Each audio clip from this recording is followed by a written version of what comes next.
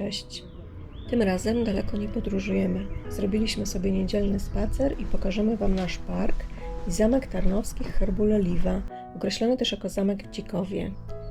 Obiekt ten wraz z otaczającymi go budynkami jest najcenniejszym zabytkiem Tarnobrzega. Wokół zamku jest przepiękny park z wieloma alejkami, a po prawej stronie od zamku jest także arboretum, w którym możemy zobaczyć różne gatunki roślin. Arboretum zostało urządzone według projektu profesora Jerzego Pióreckiego, założyciela i dyrektora słynnego arboretum w Bolestraszycach. Początki budowy dzikowskiego zamku są tajemnicze. Możemy znaleźć informację, że w XV wieku zbudowany został piętrowy dwór wieżowy. Niewykluczone, że w miejscu innej, wcześniej istniejącej budowli. Miał on charakter obronny. W roku 1522 Jan Spytek-Tarnowski zakupił ten obiekt od Toporczyków z Ossolina, późniejszych Ossolińskich. Od budowy dworu wieżowego do momentu jego nabycia przez rodzinę Tarnowskich upłynęło 1,5 wieku, a więc właścicieli mogło w tym okresie być nawet i kilku, ale aż tak daleko sięgać nie będziemy. Dawny dwór obronny przebudowano na rezydencję, a obok powstało miasto Tarnobrzeg. W połowie XVII wieku dobudowano do niego skrzydło północne. Powstały także wtedy zachodnie mury obronne, sucha fosa i zespół bramny wraz z mostem zwodzonym. Pod koniec XVIII wieku w wyniku kolejnej przebudowy nadano tej budowli barokowy wygląd.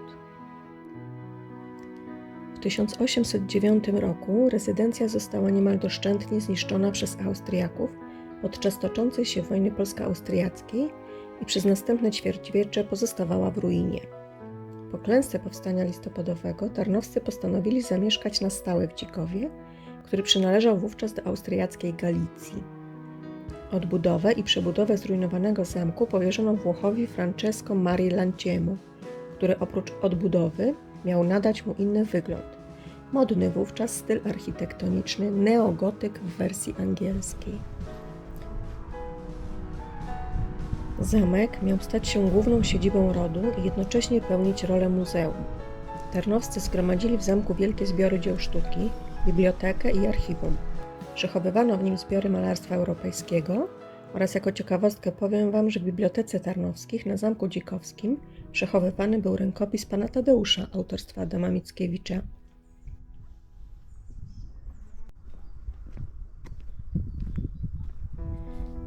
W 1871 roku rękopis ten od Władysława Mickiewicza, czyli syna naszego wielkiego poety, zakupił Stanisław Tarnowski.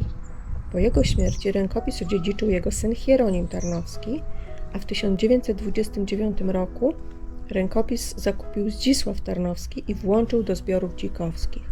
O dalszych losach tej epopei nie będę opowiadać, powiem tylko, że od 1999 roku znajduje się on w zbiorach Zakładu Narodowego imienia Ossolińskich we Wrocławiu. Ważnym wydarzeniem w historii zamku był pożar, który wybuchł w nocy z 21 na 22 grudnia 1927 roku. Zniszczenia były spore, zachowało się jedynie skrzydło zachodnie, ale spłonął jego dach. Cenne zbiory znajdujące się w bibliotece próbowało ocalić 18 osób, w większości byli to uczniowie gimnazjum, ale wśród tych osób był także Alfred Freyer, lekkoatleta, 8-krotny mistrz Polski i 14-krotny rekordzista kraju w biegach na długich dystansach. Na szczęście udało się uratować część bezcennych zbiorów w kolekcji Tarnowskich, ale nie obyło się bez ofiar w ludziach. Płonący stroby biblioteki zapadł się, zabijając 8 osób, w tym Alfreda Freyera.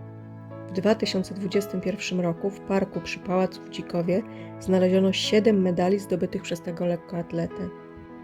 Do tego czasu los trofeów był nieznany. Wielu zastanawiało się, jakim sposobem znalazły się pod ziemią Parku Dzikowskiego. W rodzinie tragicznie zmarłego lekkoatlety opowiadana jest historia, że w noc pożaru Alfred odwiedził dziewczynę i wracając od niej zobaczył łunę nad zamkiem. Rzucił się wtedy na ratunek kolekcji dzikowskiej.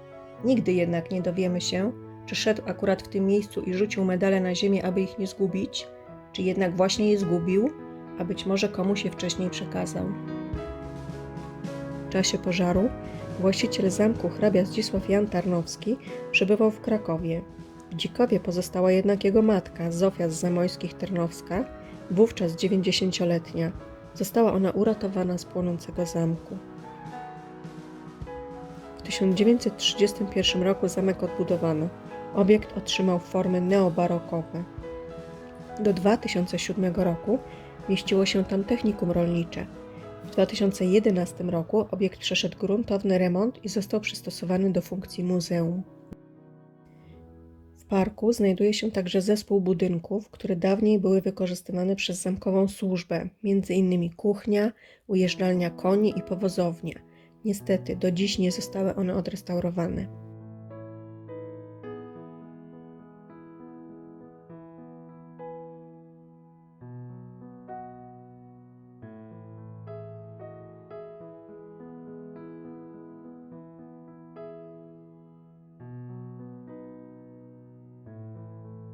W założonym wokół zamku w XIX wieku dwupoziomowym parku krajobrazowym występuje ponad 250 gatunków roślin.